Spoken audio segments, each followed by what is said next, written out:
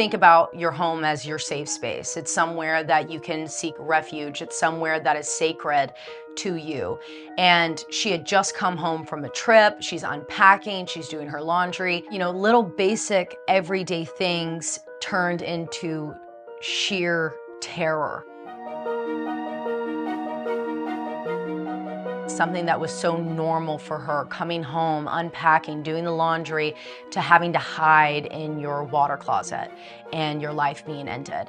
Not only were her last moments in terror, but her memoriam is terror, and it haunted the community and the neighbors.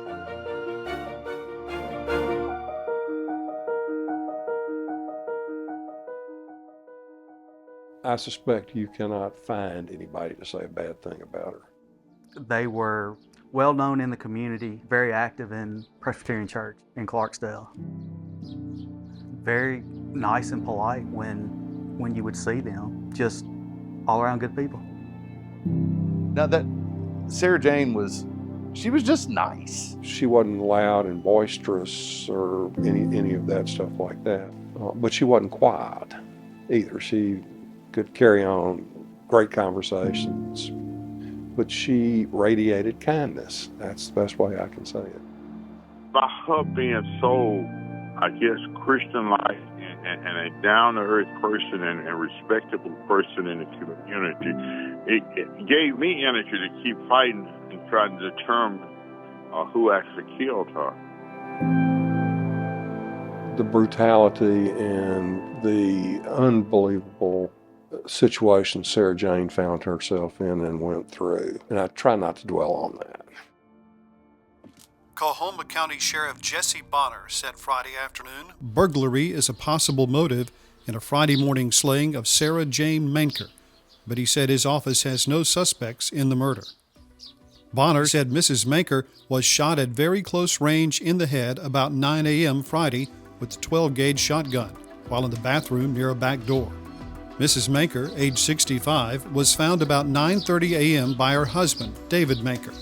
Manker had left the house for Clarksdale about 8 a.m. Friday in order to make last-minute preparations for a trip the couple had planned for later in the day. The gun used to kill Mrs. Manker belonged to her husband. That gun is also reported missing from the house. Bonner said he could not determine how many times Mrs. Manker was shot and said an autopsy has been ordered. Anyone with information of seeing anyone of any suspicious nature in that area is asked to contact the sheriff's office. Sarah Jane was murdered in 1987 in the fall. I was 8 years old. You know, as an 8-year-old, you don't necessarily really understand what that means, but I knew that things were wrong. My mother was the first person at the scene. David called 911, and then he immediately called the sheriff's department as well. And then he called my house. My mother answered the phone, and David told her essentially what had happened. And I think it was a pretty hysterical conversation. And she jumped in the car, virtually barefooted, and drove out there 80 miles an hour. So she was the first one on the scene. So I went by that afternoon. My immediate thought was, as I say, David Manker couldn't do something like that. You do enough true crime type stuff to know that how many wanderers there are out there who are looking for targets of opportunity, and people are in the wrong place at the wrong time. I can remember that everything was pretty normal in my life, and then all of a sudden everything just got kind of wild. You know, there was a lot of stress just in the, not just in the household, stress in the community, just the grieving and the loss. The information that was going around, the rumors that were being spread. I know all small towns have the reputation for the rumor mill and all the tales that are being told at the barber shop, and Clarksdale's no exception to that. It might even be a great example of it. I think human beings in general are really opinionated, and in a case like this, or a small town like the situation that we have here in Clarksdale, people feel the need to share their opinions. There were all kinds of rumors running around and all kinds of talk. For a year there, we were hearing conversations that our parents were having at dinner or that other folks around us were having, but you know, you heard it in church, you heard about it at events or birthday parties adults were whispering about it over in the corner, and you'd pick up on little bits and pieces of it. But you'd hear your parents talk. You'd hear older family members talk. It seems like, not at first, but as time went on, it just kind of seemed like people's wheels were spinning. They weren't going anywhere. You started hearing that, well, maybe Mr. Manker did. Well, who else would have done it? There was a small neighborhood grocery store called the Village Grocery that was near where we lived. On more than a couple of occasions, people would stop her in the grocery store and say, "How can you live with Hunter Twyford who's representing that evil David Manker?" And then my kids got harassed by classmates, put an undue amount of pressure on them. Say whatever you want to me, but keep my kids out of it. You have to kind of let it roll off your back. And it's interesting to me still how someone who has minimal knowledge of a situation feels comfortable enough to come up and say something along the lines of, "You're evil for defending this person." I got plenty of it, but I'm a lawyer. If you don't have a thick skin, you're in the wrong business. It does no good. I mean, they're not going to change my mind. The thing that scared us the most was that most of the people that I knew didn't believe that David had done it. And nobody really had a great theory as to why or how it happened, other than maybe it was a botched burglary. The idea that that kind of thing could happen in a small, close-knit community like Clarksdale, and that there could be somebody that was still out there, maybe in our community, who had done it, whether it was David Manker that actually did it or whether it was another person. It's a frightening idea. It's the knowledge of knowing that Sarah Jane Manker hid behind those doors in that bathroom, knowing that someone was there trying to attack her. She felt in those moments her life was in danger, and knowing that she had to hide there behind those doors, hoping and praying that whatever the instance or whatever the situation was going on, that her attacker would leave. That breaks my heart. Sarah Jane was hiding behind this door that was being beaten on with a stool and other objects, and someone was chasing her, and she was truly cornered in this part of her home. But also what's so heartbreaking about it is that it was her home. And when you come home from a trip, it's like, I'm home, I can sprawl out, I can throw my stuff everywhere, I can make a mess, I can, do whatever you want. It's safe for you. And for the community, what's heartbreaking is that this is a small town. This is people that you've known your entire life. These are people that you saw every day in the grocery store, on Sundays and Wednesdays at church, and, wherever you are when you're running errands, that car. And now this person has been eliminated from the community so fast, so violently, so horrifically. I think when a violent crime happens in a small town, and typically what the narrative around these small towns are, it's like, oh, it's so safe. You can leave your front door unlocked. That's how safe it is. And everyone knows everyone. So if something's out of whack, then, we will know who it was. There's always someone in the town that everyone's worried about. And how it affects the people for generations afterwards is it's kind of like a reality check. You realize that your home, even being in your small town where everyone knows everyone and everyone knows everything about everyone, it creates this uncertainty that wasn't there before.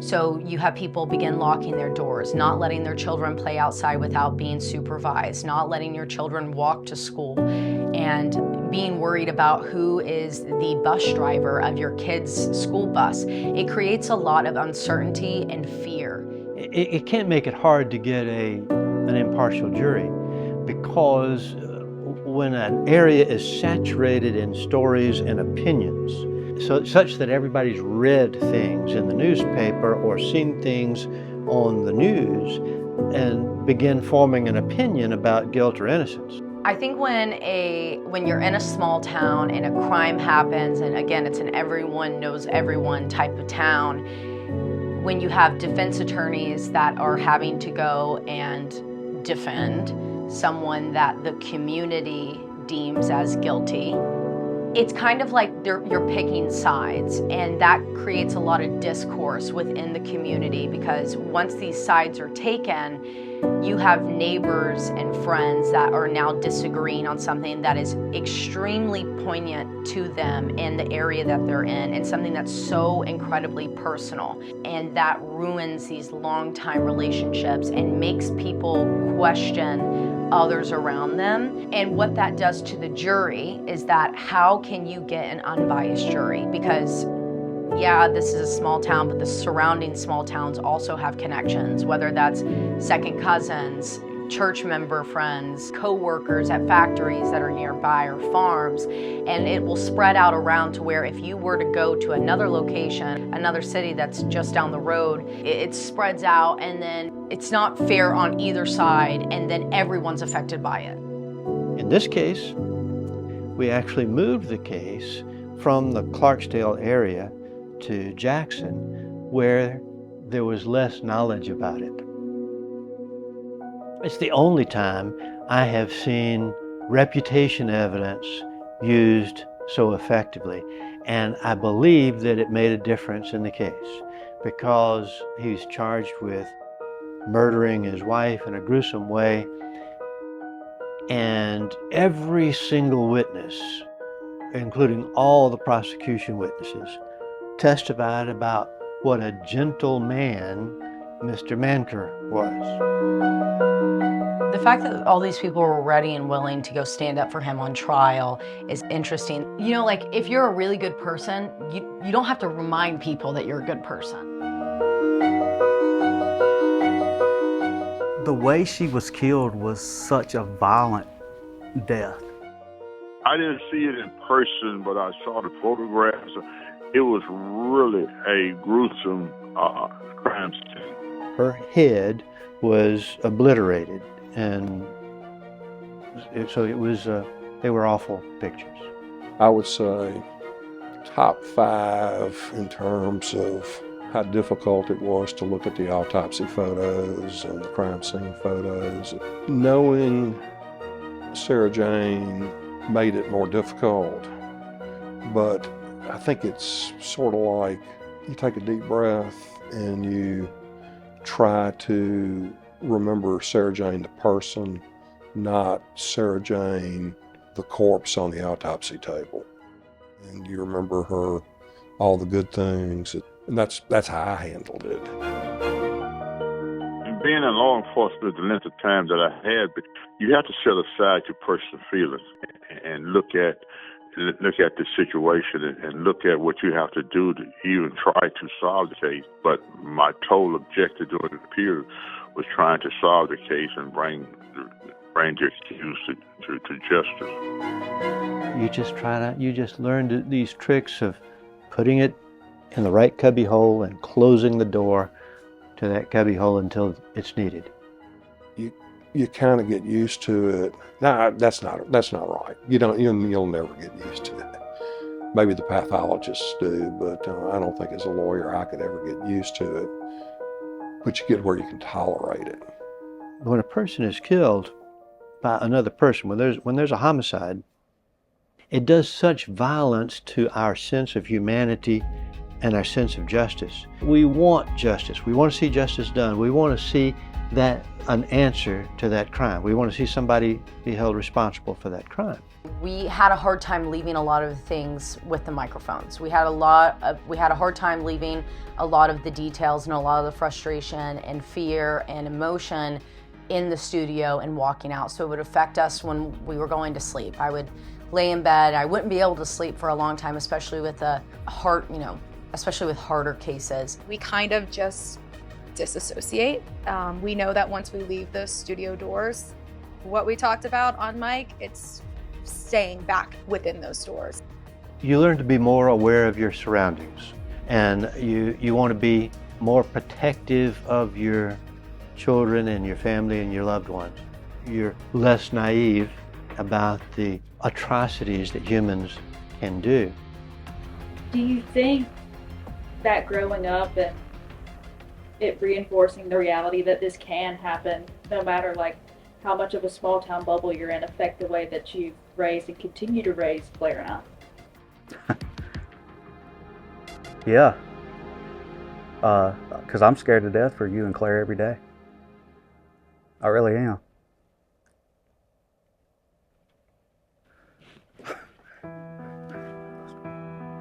Cases like this put a lot into perspective for me, and they affect me personally because it makes me think of my small town, it makes me think of my little sisters, it makes me think of my aunts and uncles.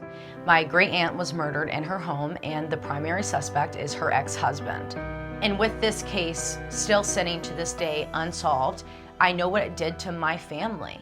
My family never had any more communications. The cousins, her daughter and son, were taken away from my family, and we were unable to have communication with them due to the amount of distrust within the family. And then it affected the entire community because my family's been here for so long in this small town. It made people wonder, like, okay, if this can happen to this family that's been here for this long and knows everyone, then who else could this happen to? And it creates a lot of terror when you're walking around. So I grew up in rural southwestern Pennsylvania, about 30 minutes outside of the city of Pittsburgh. And growing up, we didn't really have a lot of neighbors. So I kind of relate to the Maker's homestead in that aspect. And I know that we ran around freely as children. My mom had 4 kids. We would take our bikes 2 miles down the road, not a worry in the world. My mom knew that we would be back by nighttime. And if something to this extent happened in or around our surrounding areas, I know my mother would have put us on lockdown. Luckily, I was very shielded as a child. My mom did not tell us what was going on, and if anything was going on, we didn't know about it. So I don't know of any instance that would relate to something so traumatic and horrific as what happened to Sarah Jane. But I do know that if something were to happen, it would put a halt to our rural community.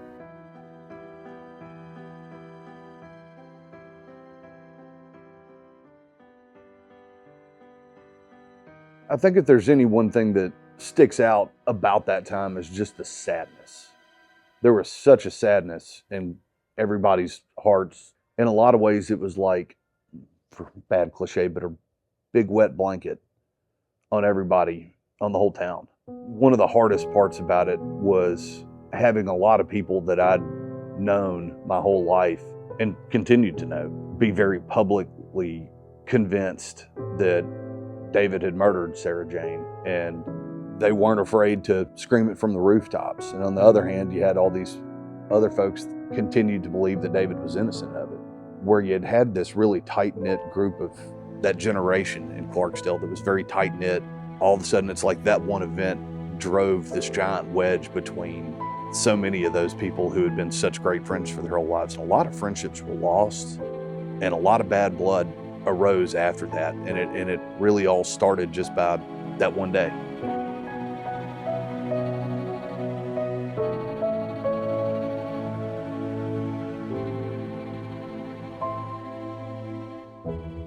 Although I read sometime later that jurors thought he probably did it, but weren't convinced beyond a reasonable doubt. I saw that in some article.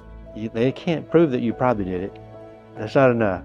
Even if the lead prosecutor or the chief of police knows it, that this person is guilty, they have to have enough to prove it. That creates a ripple effect within the community because it's like, well, if you know, then why can't you help me out? And in that same breath, you want the investigators to be doing their job, which is, following the law. And so if you don't have enough to convict someone, then it's unfair for you to take them to court. But on the flip side of it, if you know this person did it and you just don't have enough evidence, why can't that be enough?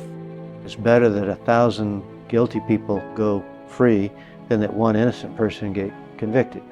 That's a maxim of the law we inherited. I strongly believed from the very first, afterwards and to this day, strongly believed that he did not do this, that he is not the murderer. The friends, the people he thought were his friends that he lost, and the pressure that was put on him, that's a part of this whole case that I don't think many people think about. That's always weighed heavy on my mind. But as I say, I'll stand here right now and tell you, I don't believe he did it. In today's time, it can be a little jarring to know that not all technology can give us the answers that we are looking for. So when you have an unsolved case, it kind of brings reality. It sets reality back in for you, where it's like, you know, we are not invincible, we're not untouchable, and we are not all-knowing as a society or as a species. And it's frustrating in that way because we feel like we can know everything almost instantaneously. But in reality, someone could get away with a murder nowadays. That's just kind of a safety blanket that we keep on ourselves. So it's also, having unsolved cases, a reality check for the both of us. One of our sole purposes with the platform that we have is to advocate for these victims, find their justice, give the family the closure that they've been seeking for sometimes 20, 30, 40 plus years. And so we want to get out there and we want to tell their stories. And so it's devastating, it's heartbreaking, and it's frustrating when these cases go unsolved and they get swept under the rug for 20, 30, 40 plus years and never give that family the closure that they so desperately need. So just as frustrating and upsetting that unsolved cases can be, there's hope in them and there's power in telling those stories.